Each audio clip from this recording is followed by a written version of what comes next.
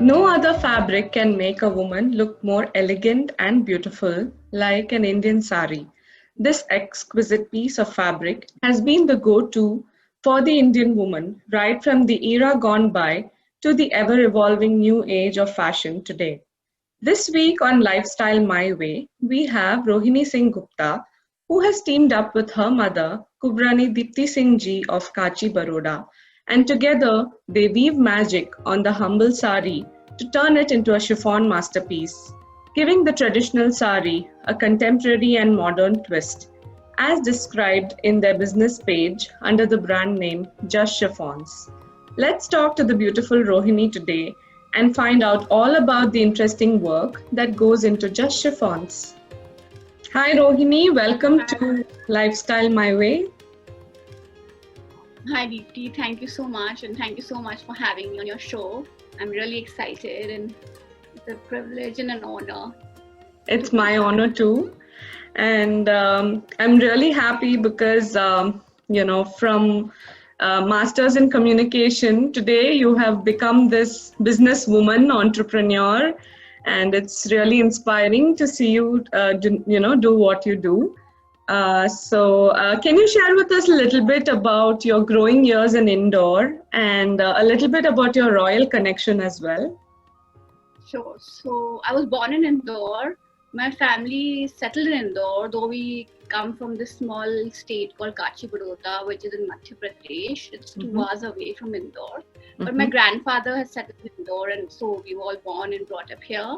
I went to school in Delhi College Indore. It's also a very prestigious old school. And so I did my schooling from there, and then I went to a boarding school in Ajmer called Mayo College Girls School. So did few years there, and then got back again to Indore. So that was my initial days. And growing up, always I've seen how my parents, my mother especially, would be dressing up in chiffons and saris, and even our relatives and all around, and would always. I was not that fond of saris and Indian wear when I was growing up, but then eventually it grew on me, and now I fell into the same business as her and helped her support it because she started in a very small way. Right. And so this is how our journey began. And she started also in a very small way, in the sense that she would, when she wanted to find these chiffon saris in Indore at that time, she wouldn't find one. One had to travel probably to Jaipur and find such saris. So she thought, let me try getting few made, and she tried to search some local artisans and workers around Indore. She picked up few fabrics, and then she started with. So she got 1 or 2 pieces made.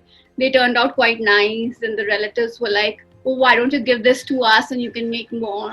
Because she wanted to start collecting for my trousseau. And all our families, trousseau is very essential. Like, we wanted to collect like really nice pieces for it. So that's how it all began. And then she started selling it to the relatives, and from her bedroom, basically. Right. Now it's, so that grown into what it is. Right. And so what is this connection between chiffons and royalty? We see in the media and movies and all that, whenever they portray royalty, it's always like, women dressed in, beautiful chiffons. So did it start, do you know if this trend started with somebody, or how was it? Yes. Initially, because India, it's handcrafted textiles. It was more of chanderi or, silks from South India or Maheshwaris, like handlooms. Then when the chiffon fabric started coming in India, like from France, and these Maharanis, they wanted to experiment, and especially Gayatri Devi. I mean, she was an epitome of elegance and grace, and she brought, I think, chiffon into everyone's household at that time, and she got new fabric that time. Then the chiffon started, and it became very popular, and everyone started importing that. Right. So after the humble beginning at home, how did you get involved? You finished your masters and you came back. So how was it? I did a master's in communications, and then I came back. I was a little lost whether to go back again to Bangalore and start work or something like that. Right. And then my mother Then I started seeing her work and things. So I thought might as well try to take this a little further. Sure, first she was just selling out of a house in Indore. Then I thought might as well like start with the Facebook page. That time Facebook was fairly new with the pages. Like this must be 2008 or 2000 probably. Right. So I started a Facebook page. I started getting noticed. Then we got few offers from people to come into exhibitions in the other cities. My mother was hesitant because traveling and you're not really used to all of this. Correct. So then we started with 1 or 2 exhibitions. Then the response was even better.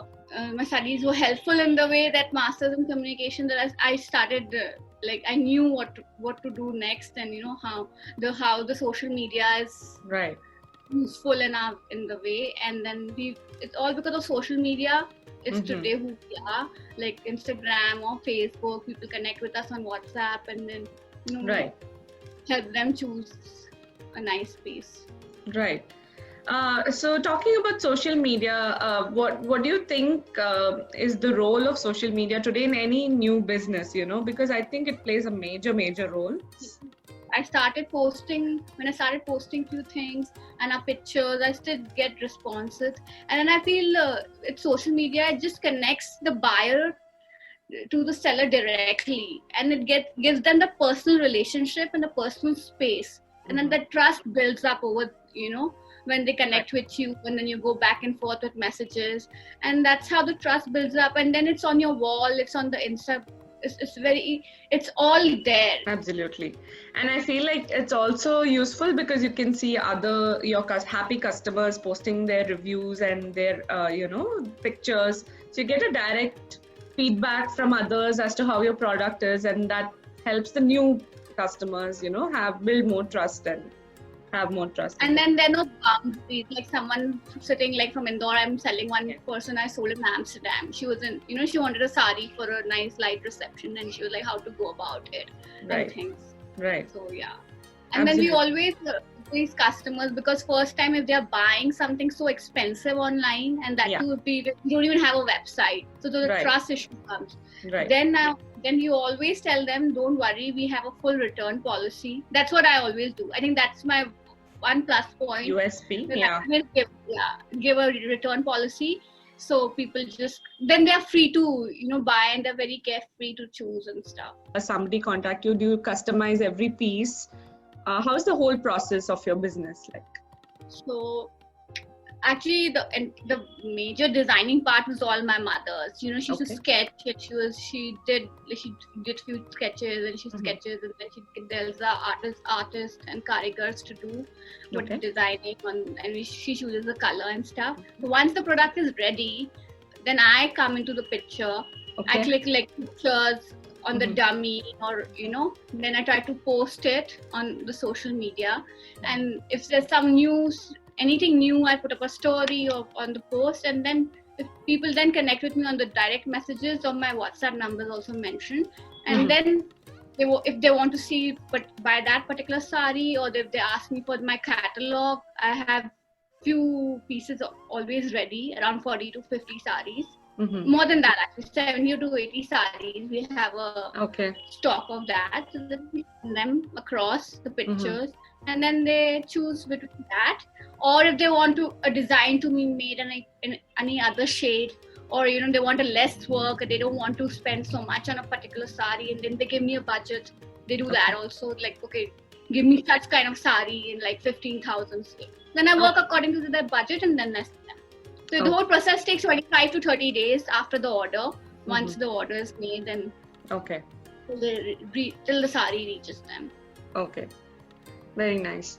And what are some of the challenges you faced as an entrepreneur, you and your mother? Like, what are some of the challenges which you can share? Challenges as such as, initially we had lot of saris do get like damaged or spoiled with the karigars and the stains, and we had no idea. So now we know all this is happening. So initially people would ask us to work on their material, and so many times 1 or 2 did get spoiled, and then we changed our policy. We're not working on anybody's material than us. So, we're working on somebody's material, and if something happens to them, it's your responsibility. And what if you cannot replace it with the same.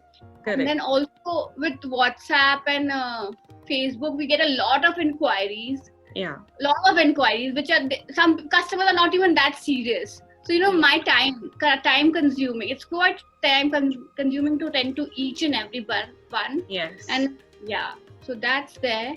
And then sometimes the work, even the art workers are not available. Sometimes issues with them. And then the neatness of work, you can't even change your artist that often. You have to speak to your team, because the work has to speak for your name. And if it changes, then people will have a... Even the material which we get is from the same person. Okay. So we have to rely on just a small team. Like I'm very scared. Like I'm not... It's not a challenge, but I'm always scared that my team has to be there. Yeah. Like, any changes in that would be a challenge to start something new. Absolutely. And then even the couriers, sometimes it doesn't reach them on time. One or two have gotten lost, so we had to bear that. And logistics. Right. So, absolutely. Yeah. I mean, that is a big challenge. And let's talk about the reward. The biggest reward as an entrepreneur for you is happy customers, right? And so how does it feel when your customers share, their happiness at weddings and happy occasions? And, how does it feel when they share their feedback with you? That feels great, because then you're going on the right track. Like you're doing something good. And then that motivates us to do even better. Because even like our market, the chiffon sari, there are quite a few players now coming up, and they would probably give the same sari in a lesser amount. Right. But in the picture, you won't come to know how the work is, or how neat the work is, what fabric they are using. If they use a lesser fabric, obviously the cost comes down. So when the customer comes back to us again and again, that's the biggest reward. And I have to tell you that I have a lot of customers who give me repeat orders. Like there are few in Delhi, and I would have to mention one of my very great patrons of us. She's in Delhi, and she, like, every month she has an order. We do few saris for her, and she's obviously, her comments are like, really, we feel so blessed to have her with us. Sure. And that encourages you to do even all the hard work, and everything makes it worth it, right? Yes, and especially when they receive the sari and they say it's so much better than the photograph. There I feel nice. So even if I don't click better pictures, I'm like, okay, because when the sari reaches them, they feel so much better than what it looks on photograph. And I've never got somebody returning me back the sari. Hardly, like probably just once. Okay. So that's a good track record to have. Of course, definitely. And to be associated with, Royal Fables, which is exposition, to preserve the arts and crafts of royalty by patrons. So does that come with a certain amount of pressure because you are there with other, royalty, and you have this responsibility of preserving this, tradition? Yeah.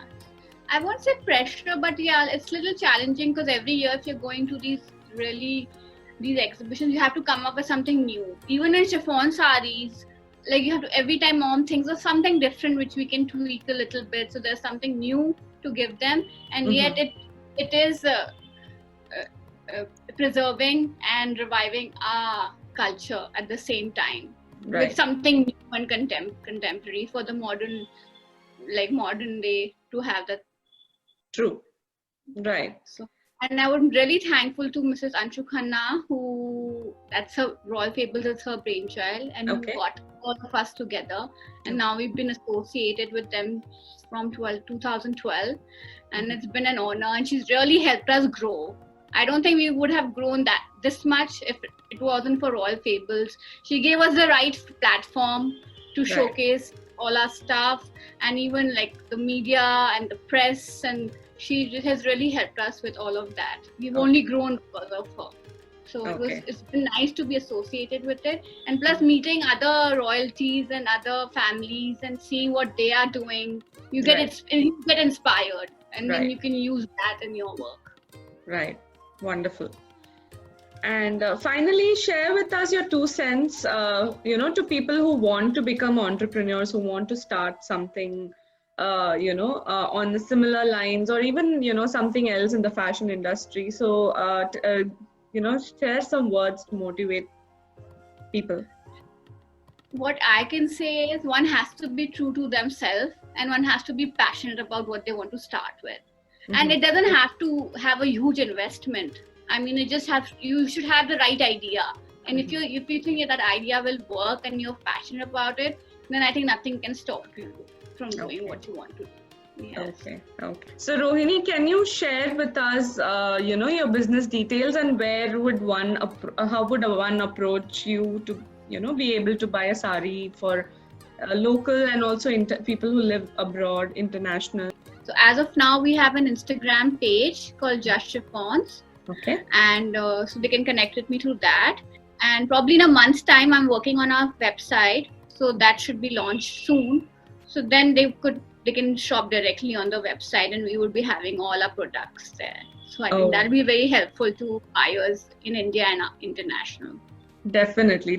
And I look forward to buying one from you very soon.